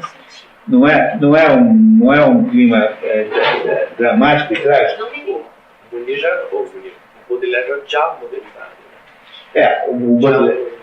Diz o Roger Scruton, que tem um trabalhinho bem bom sobre esse livro aqui.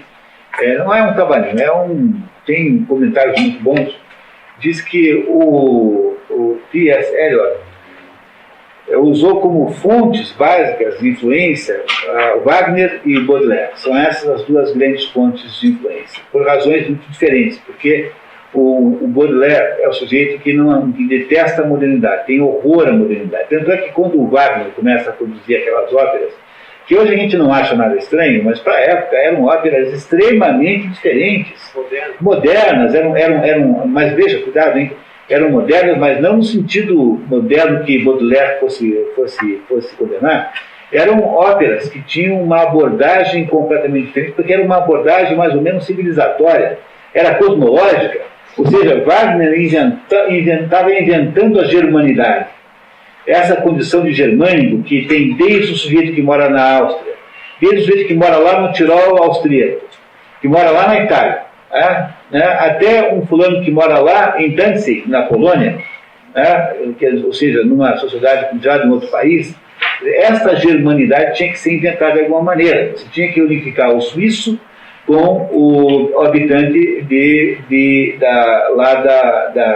dos Sudetos. Você tinha que harmonizar uma imensa diversidade de pessoas que, embora fossem germânicas, tinham tido uma separação e uma diversificação cultural muito grande. Como é que você faz isso? Você tem que inventar um mito comum. Foi isso que Wagner fez, inventou o mito da germanidade. E então ele cria todas aquelas obras lá, a maioria delas tem esse sentido, e essas obras então vão construindo uma imagem do germânico, imagem essa que os alemães todos, os germânicos, deveriam na qual os germânicos todos deveriam se reconhecer. Tudo isso com uma música vanguardista. Com uma música vanguardista. O que faz o Baudelaire? Todo mundo metendo pau na ópera do Wagner em Paris, e o Baudelaire escreve um trabalho apoiando. Dentro do Lohengrin, né? O Lohengrin, ele viu a abertura do Lohengrin e ficou fascinado. Pois é, tá vendo? O Baudelaire concorda com aquilo, porque o Baudelaire achava que um antídoto contra a modernidade era você buscar as bases do sistema, buscar as fontes. E é isso que ele achava que o Wagner estava fazendo. Não é? Portanto, também aqui nesse poema, se vocês repararem bem, existe também esta contradição, essa contraposição entre o quê? Entre um sujeito que está horrorizado com o mundo que ele está vendo e, ao mesmo tempo, que sonha em recuperar o mundo que já não existe mais. Supondo, obviamente, que aquela mitologia toda pudesse ser recuperável, que ela tivesse existido de fato, de verdade, fosse real e concreta. É por isso que parece que o Baudelaire e o Wagner são as duas influências maiores na estrutura dramática da poesia que nós estamos lendo aqui. Acabamos, então, a primeira parte, entendendo por que a primeira parte chama-se o enterro dos mortos. Porque, de fato, só há mortos nisso. Né? É uma descrição de uma enorme matança, uma enorme mortandade que aconteceu nesse mundo que até agora existe. Ele abre a segunda parte, então, chamando-a de um jogo de xadrez. E nessa segunda parte, então, nós vamos entender outras coisas a respeito desse assunto. Sua cadeira, como um trono luzidio, fugia sobre o mármore, onde o espelho suspenso em pedestais de uvas lavradas, entre as quais um bugado corteiro espreitava, com outros olhos escondidos sobre as asas, duplicadas chamas que nos 7 braços do candelabro ardiam, faiscando sobre a mesa no clarão, a cujo encontro subiu o resplendor de suas joias, em rica profusão do escrimo derramadas. Um frasco de marfim e vidro coloridos moviam-se em surdina seus perfumes raros, sintéticos ungüentos, líquidos em pó que perturbavam, confundiam e afogavam os sentidos em fragrâncias. Instigados pelas brisas refrescantes da janela, os aromas acendiam, excitando as esguias chamas dos cílios, espargiam seus eflúvios pelo teto ornamentado, agitando os arabescos que bordavam.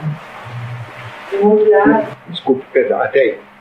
Até aí vai um bloco, do início até aí. Qual é a sensação que vocês tiveram lendo esse pedacinho agora? É boa? Boa, né? Está descrevendo o quê? Está descrevendo uma situação de conforto, de luxo, de uma situação de luz, de uma casa que é boa, que é organizada. Na verdade, está descrevendo aí é a vida da Cleópatra. Isso que ele descreveu aí é uma descrição da Cleópatra com base naquilo que está no livro Antony and Cleopatra, de Shakespeare, que é a referência literária que ele usou para fazer esse pedaço. Está escrito aí do lado direito, se vocês repararem bem. Tá? E aí, então, ele está dizendo que a Cleópatra vivia numa cadeira, com torno luzidio, não é isso? O que está aqui, mais ou menos, é uma paráfrase do primeiro encontro entre o Antônio e a Cleópatra, quando ele, então, encontra a Cleópatra. E essa era a situação em que ela estava, ou seja, preparadíssima para receber o Antônio, afinal, não era qualquer um, né? Não era uma espécie do homem mais poderoso do mundo, né? Ou quase isso. Não é isso? Portanto, aqui você tem nesse bloco todo o quê? Você tem uma espécie de flashback. Voltamos aqui a uma reminiscência. Entenderam? Se a gente não separar, a gente não vai entender esse negócio. Nós temos que ficar fazendo essa anatomia da obra, senão a gente não entende. Então, o que tem aqui, até aí, é uma espécie de reminiscência. Essa reminiscência é de um momento em que havia, digamos, um momento romântico extremamente, digamos assim, expressivo, né? Que é quase o romance mais famoso da história, digamos assim, não é? Da história não ficcional. Haveria qual romance mais famoso que esse? Da história real, da história verdadeira. É um dos romances mais notáveis, mais importantes, mais significativos que já aconteceram, né?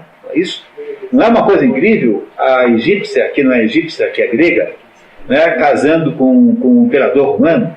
Mas não é todo dia que tem um negócio desse. Né? Esse é um romance de uma importância histórica extraordinária. Isso aqui é um flashback, né? É uma reminiscência. Como é que é? Eu não sei da minha Fala aí, bobagem. fala, Não. a gente não escuta. Fala no microfone. Não, acho que eles Não, é bobagem que eu... não vale a pena. Tá bom. Então aqui, né, o que você tem é a descrição do quê? Da grandeza do romance de Antônio e Cleópatra. Não é? A grandeza desse romance de Antônio e Cleópatra, que é uma reminiscência, é uma cunha que está colocada aqui dentro. Vocês nunca podem esquecer que o narrador está olhando para a destruição, está olhando para a terra arrasada, para a terra assolada, para a terra gasta. E ele então lembra-se, pelo esquema do fluxo de consciência, de um momento em que isso não foi assim. Ou seja, havia lá um momento da história em que era possível viver um romance desse tamanho, assim, digamos, com essa dimensão, não é? Não é isso? Aí, no entanto, agora vai haver um pequeno trecho que também tem que ser isolado, que vai de Emoldurada até Nadava, que vai fazer a transição desse mundo fantasioso do romance para a realidade. Quer, por favor, ler? Emoldurada em pedras multicores, uma enorme carcaça submarina, de cobre revestida, latejava reverberos de verde e alaranjado, em cuja triste luz o delfim nadava. Então, esse pedacinho aí, se vocês sentiram, e vejam, não precisa nem entender as palavras, se vocês prestarem atenção no sentido musical do que está sendo dito ali, porque poesia é assim, vocês repararão que esse pedacinho aqui funciona como um divisor de águas, como uma mudança de tom na música, e que isso que está descrito aqui, ou seja, havia o quê? Emoldurado em pedras multicolores, uma enorme carcaça submarina, um peixe empalhado na parede. Isso que é uma carcaça submarina. Isso não é que estava lá na casa da Cleópatra, né? Mas já é uma mudança de tom. De cobre revestida, latejava revérberos de verde e alaranjado, em cuja triste luz, havia, portanto, uma triste luz, um delfim nadava. Ou seja, o que havia aí há uma ideia de mobilidade, de morte, aí há agora uma transferência, uma transição para uma situação não tão notável como aquela do amor, como aquela da situação imperial em que vivia Cleópatra. Deixa eu ver, onde é que está a referência à Eneida? A Eneida é que conta essa história. Onde que está? Lá em cima? Aqui, não. Ah, sim, lá em cima, né? Não, no vendedor. Primeiro tem Antônio e Cleópatra. É que na verdade não é a história que vem da Eneida. Eu não sei exatamente, porque eu não fui procurar na Cleópatra, na Eneida verso a verso. Que daria um trabalho medonho fazer isso, né? Porque ele nas notas do próprio Eliot não há menção do verso, tá? E aqui o problema é esse, é que você tem aqui alguma expressão que é tirada ipsis literis da Eneida. Aí o que vai acontecer em seguida é uma coisa incrível, uma transição na mesma história, em que ele vai contar a história da Filomena. Olha, quem é a história da Filomena? A Filomena era uma moça que tinha uma irmã, essa irmã dessa moça chamava-se, meu Deus, até montei aqui no canto. Bom, não sei onde é que está, mas essas duas moças aí tinham, a irmã dessa Filomena era casada com o que se chamava Tereu. Tereu era um guerreiro muito importante, assim. E o Tereu se apaixona pela cunhada, pela Filomena. E a Filomena resiste ao assédio do cunhado, e até que um belo dia o cunhado a estupra. E além de estuprá-la, corta a sua língua para que ela não contasse para ninguém o que tinha acontecido. No entanto, a Filomena, que era esperta, ela acaba contando toda a história fazendo um bordado. Ela borda uma toalha lá, não sei o quê, contando os acontecimentos, dizendo o que tinha acontecido exatamente. Quando o Tereu sabe que ela... Aí o que acontece? Aí a irmã fica furiosa, a mulher do Tereu, né? Fica furiosa e faz aquela vingança portuguesa, como a da Medeia. Ela vai, mata, eles têm um único filho, ela mata o filho e serve o filho no jantar para o marido, como uma iguaria, sem que o marido soubesse. E aí o Tereu, quando o Tereu descobre que o seu filho havia sido morto, né, dentro daquele esquema, veja, isso tem algumas personagens que estão assim, a Medeia é assim, né? A Medeia é uma mulher, uma feiticeira, cujos habilidades e cujos feitiçarias foram capazes de salvar lá o Jazão. O Jazão conseguiu o velocino de ouro por causa da Medeia, E ela casa com ele, tem 3 filhos com ele. É um belo dia, então ele resolve mudar de mulher, porque ele havia lá visto uma conveniência política em casar com uma outra mulher que não é Medea. Como a outra mulher não quer a anterior por perto, então ele é obrigado a mais ou menos produzir o exílio da mulher e dos filhos. Ela fica furiosa, não sem razão, e resolve, manda lá um presente envenenado para a futura mulher, a mata, né, mata, e depois mata os 3 filhos para se vingar do marido, que é a parte portuguesa da vingança, né? Mata lá os 3 filhos para se vingar do marido, né? E aí essa situação toda acaba muito mal, mas no último minuto ela é salva por uma grosseiríssima intervenção teatral. Essa é uma peça de Eurípides. No último minuto, quando ela vai ser pega para ser justiçada, ela foge numa carruagem que o deus Hélios a apanha. É uma intervenção Deus ex machina. O deus Hélios a apanha e a leva para Atenas, onde ela casa com o rei de Atenas. Diz o Aristóteles na Poética que essa é uma das mais extraordinárias canhestrices que alguém já fez no teatro grego. Aristóteles acha isso terrivelmente mal feito. De fato, é muito mal feito, porque não dá para terminar a peça simples, e isso transforma a peça quase não numa tragédia, né? Bom, mas essa situação aqui acontece novamente aqui no mito da Filomena. A Filomena, então, só para terminar a história, ela mata a Filomena, não, a irmã, né? Mata o filho e dá o filho faz um jantar com o filho para o marido. Esse Teteu aí come o filho, fica furioso. Quando ele vai matá-las, os deuses se comparecem das duas e transformam as duas em pássaros. Aí há versões que dizem que uma foi transformada em roxinol e a outra em andorinha. Há aí variações, conforme você lê a fonte, qual das duas é que é roxinol, qual das duas que é andorinha. Em princípio, acredita-se que tenha sido a Filomena que tenha se transformado em roxinol e que passou então a ser uma passarinha que ficava aí pelos galhos aí fazendo piu-piu-piu-piu, que em lugar de ser muda. E essa é a história da Filomena que ele vai contar agora, e a razão é bem óbvia, né? Já vamos explicar a razão. Vamos ver primeiro a contação da história. Acima da lareira exibida, como se uma janela desse a ver o cenário silvestre, a transfiguração de Filomena. A transfiguração é metamorfose, né? Metamorfose. Pelo bárbaro rei, que é Tereu, né? Tão rudemente violado. Embora o roxinol todo o deserto enchesse com sua voz inviolável, a princesa ainda gemia, e o mundo anda segue ainda. Tio-tio para ouvidos desprezíveis. Dirty ears não dá para traduzir para o desprezível de modo nenhum. Dirty ear é ouvido sujo que não escuta, ouvido mouco, talvez, no máximo, né? Mas dirty ears para ouvidos desprezíveis me parece completamente inadequado como tradução. Não dá para traduzir dirty ears por ouvido desprezível. Seja mesmo sendo o rapaz presidente da Associação Brasileira, da Câmara, da Academia Brasileira de Letras. Tá? Entendeu? Quer dizer, tio para ouvidos que não ouvem, ouvidos sujos, dirty ears, ouvidos que não ouvem porque estão cheios de cera, não ouvem, né? Tá. E os outros murchos vestígios do tempo, os muras paredes do passado evocavam. Expectantes vultos recurvos se inclinaram, silenciando o quadro clausurado. Passos arrastados na escada. À luz do fogo, sobre a escova, seus cabelos eriçavam-se em agulhas flamejantes, inflamados e palavras. Depois, em selvagem quietude mergulhavam.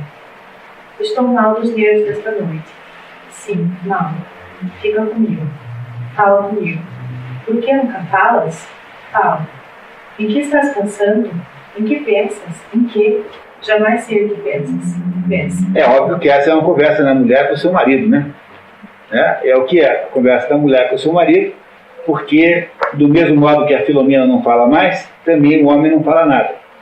Ou seja, aquela situação que está sendo antecipada pela ideia da imobilidade do Delfim, que está na página anterior, aqui redunda no mais uma consideração sobre a destruição da possibilidade da vida pela incapacidade de comunicação absoluta que há entre as pessoas. simbolicamente pelo corte da língua da Filomena, que consegue no máximo fazer tio, tio, tio, né, que é o que faz o passarinho, e pela conversa que tem a mulher com o marido, que não fala nada. Né? Vocês nunca ouviram esse diálogo na vida? Nunca fizeram parte de um diálogo como esse? Estou mal dos nervos à noite. Sim, fica comigo. Fala comigo. Por que nunca fala nada? Fala. Em que estás pensando? Em que pensas? Em que jamais sei o que pensas? Pensa. O homem não fala.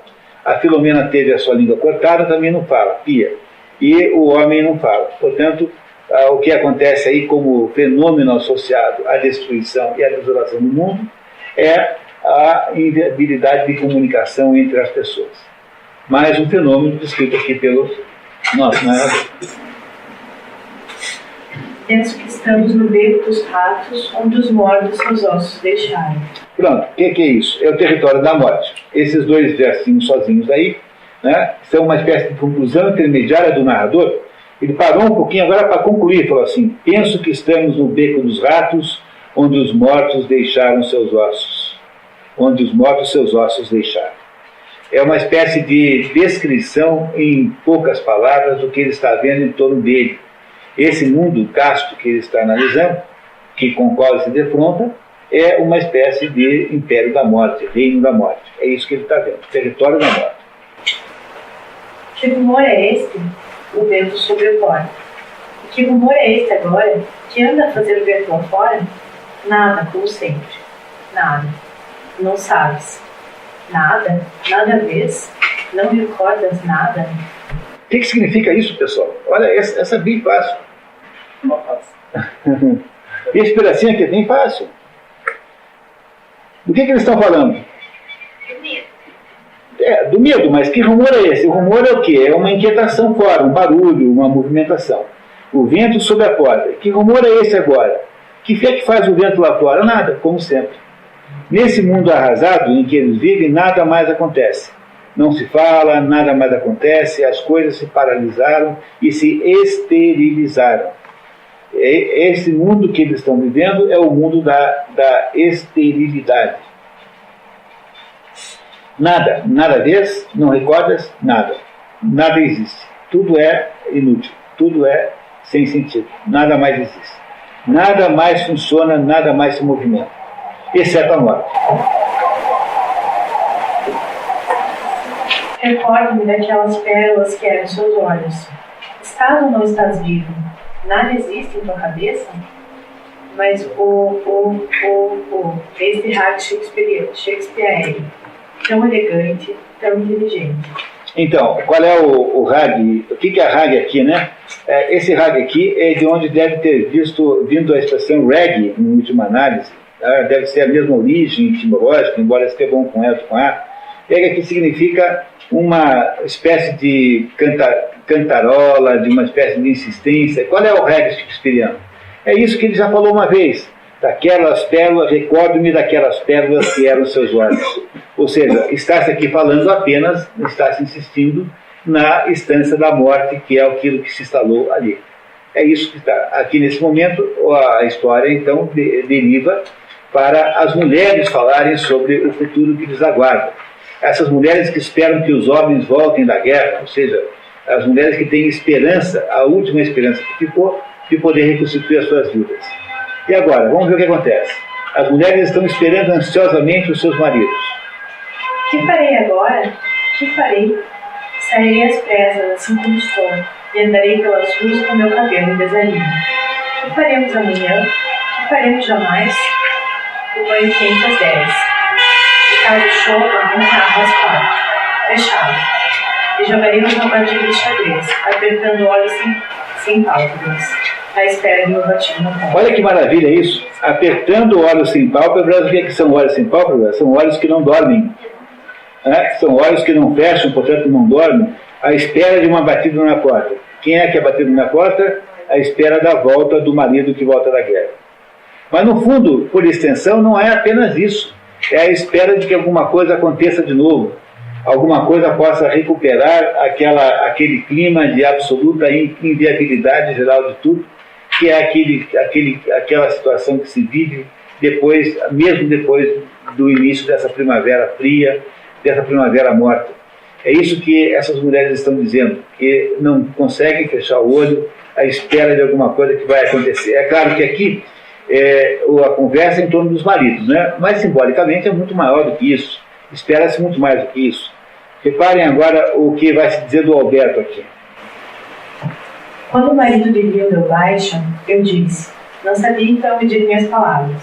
Eu mesmo disse a ela, depressa, por favor, é tarde. Esse depressa, por favor, é tarde é o tal do aviso do fechamento do pub, que é aqueles bares que tem na Inglaterra e na Irlanda, que tem horário para fechar. Não é isso? Tá, continuando. Agora que Alberto está para voltar, vê se segura um pouco. Ele vai querer saber o que fez você com o dinheiro que ele deu para ajeitar esses seus dentes. Foi isso que ele fez, eu estava lá. Arranca logo todos eles, meu, e põe na boca uma dentadura decente. Foi isso que ele disse, juro, já não aguento ver você assim. Muito menos eu, disse. E pensa no pobre Alberto. Ele serviu o exército por 4 anos, quer agora se divertir. E se você não o fizer, outros o farão, disse. Ah, é assim. Ou qualquer coisa de parecido, respondi. Então saberia quem agradecer, disse ela, ficando nos olhos. Depressa, por favor, é tarde. Se não lhe agrada, faça o que lhe der na telha. Outros podem escolher e passar logo a mão, se você não pode. Mas se Alberto sumir, não foi por causa de aviso. Você devia se envergonhar, disse, de parecer tão passado. E ela só tem 31 anos. Não sei o que fazer, disse ela, com o ar desapontado. Foram essas pílulas que tomei para abortar, disse. Ela já teve 5 filhos, e a marido mais novo, Jorge, quase morreu. Podemos parar aqui um minutinho? Isso tudo que tem aí nesse último trechinho tem também um sentido unitário. Não é uma mulher está dizendo para outra assim, olha, teu marido está chegando aí, o Alberto, e ele vai querer saber dos teus dentes, porque te deu um dinheiro para você consertar os teus dentes. A outra, aparentemente, não consertou os dentes, né? Não consertou os dentes. Porque aí, o que é aqui? Qual é o sentido? O que vocês sentem lendo esse trechinho aqui? Qual é o sentimento predominante que vocês têm nesse último trechinho aqui? Que vai ali desde quando o marido de Lil deu baixa até quase morreu. É uma coisa de banalidade? Tem uma coisa de banalidade, né? Mas, sobretudo, uma baixa expectativa da volta. Porque há uma expectativa da volta, mas ela não é uma expectativa muito alta. Não, e é muito concentrada numa situação assim, física e concreta, do dente. Muito concentrada na materialidade da coisa. Portanto, numa coisa meio genital, em última análise, por extensão. Não é isso? Mas o que você tem aqui, portanto, é uma carnalização das relações, uma espécie de materialização, corporificação dos afetos, que é o que acontece que essa conversa aqui está revelando, que é a expectativa que se tem, é uma expectativa meramente sexual, porque se ela não tiver os dentes bonitos, o outro vai sair com as outras. Não é? Portanto, trata-se apenas de se tornar fisicamente atrativa, é a única coisa que se faz aqui, mas não há nenhuma palavra sobre afeto, amor ou afeição, não é? E aí, como é que essa conversa acaba? Acaba muito adequadamente na volta do tema da morte. Reparem, né? Olha aqui, ó. Ela já teve 5 filhos e ao parir o mais novo, Jorge quase morreu. O farmacêutico disse que tudo correria bem, mas nunca mais fui a mesma. Você é uma perfeita idiota, disse eu. Bem, se Alberto não deixar você em paz, aí é que está. Por que você se casou se não queria ter filhos? Depressa, por favor, é tarde. E aí você tem aí o encerramento desse trechinho, em que você tem novamente a retomada da ideia da esterilidade, da falta de reprodução, a ideia da desesperança de produção de alguma coisa. No fundo, essa expectativa é a mera expectativa do retorno das relações sexuais, no sentido apenas de prazeroso da palavra e não no sentido reprodutivo. O que nós temos aqui, na verdade, é um mundo que perdeu a sua capacidade de fertilização. É isso que o poeta está querendo nos dizer aqui por volta dessas voltinhas todas que ele faz aqui. Como é que esse negócio vai ficar? Vamos saber daqui a 10 minutos, quando voltarmos do nosso café. Vamos lá?